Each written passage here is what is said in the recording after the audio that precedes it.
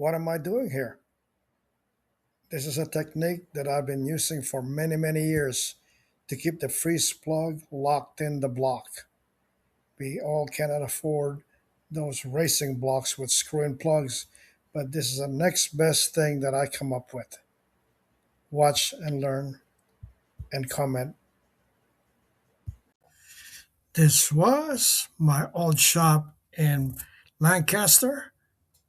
You're looking at my assembly clean room, and this is where everything happens final before I run it up on the stand and straight to the dyno.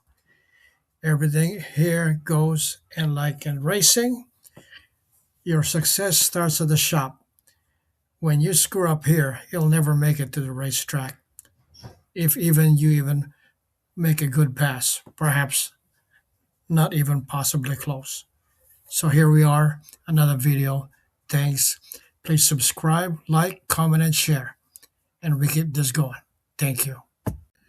Anyway, my channel is a channel of trying to get as much power with efficiency, and we all learn from each other. And thank you very much for watching.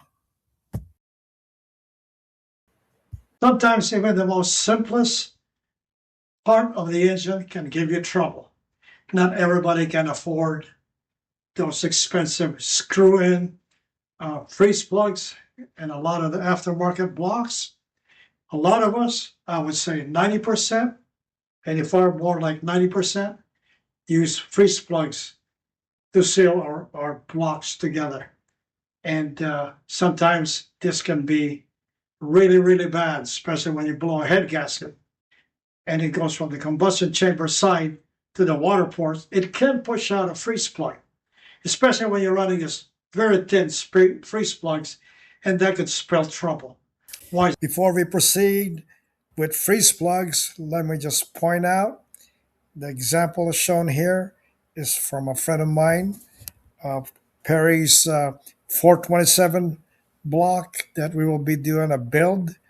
As you can see, it has factory screw-in plugs, and they keep the block even sturdier by basically tying everything together instead of just having that big freeze plug made out of brass or steel, not really supporting anything but just being there. This way you shore up the whole side of the block for strength. Here's one of my aluminum Windsor blocks. If you notice, it also has a screw-in plug. And one thing, it's sealed by basically an O-ring.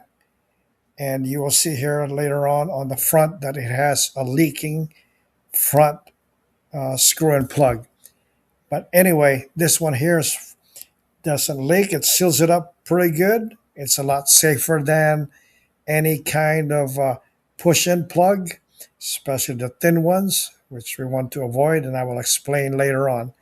But look at here. Passenger side is leaking, as attested by the silicone. Here's a Ford Motorsport screw-in plug kit. All you have to do is buy the tool to cut the threads on the block.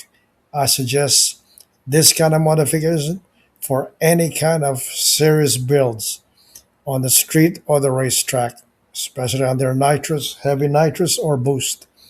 It is a must do. Okay. Otherwise, coming up is my technique to make this a little bit better for pushing freeze plugs. And here's the technique that I do to keep them in there without pushing out, because once you blow a freeze plug, and I've seen many race cars wipe out, crash when the coolant or the water or whatever kind of fluid they're running to cool the block gets on the slicks, and it's over. You're going to go for a ride. And there's not much that you can do, even though you're the best driver out there. This is what happened. So check how I put this freeze plugs in the block. This is my technique that I... Before we start this procedure, make sure you clean the surface with brake spray or a dry rag, and make sure no grease. Same thing with the freeze plug.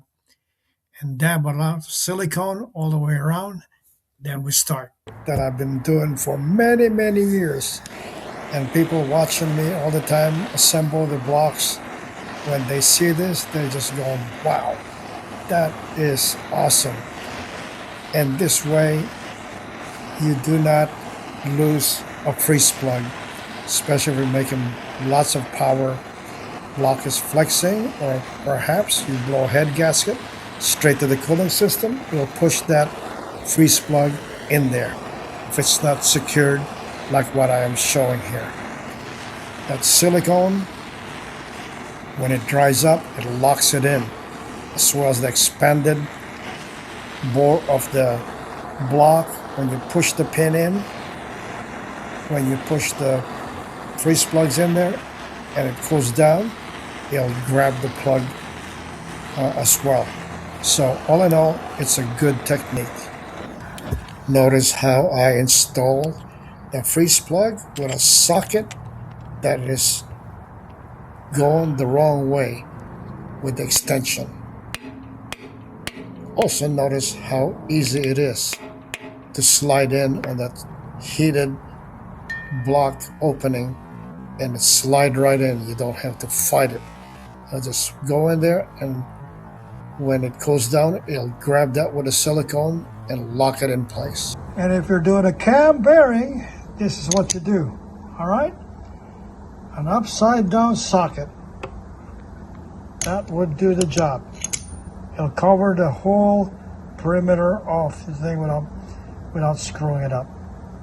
That's very important details on what type of freeze plugs to avoid and what to use to keep that block together and keep you away from big time trouble.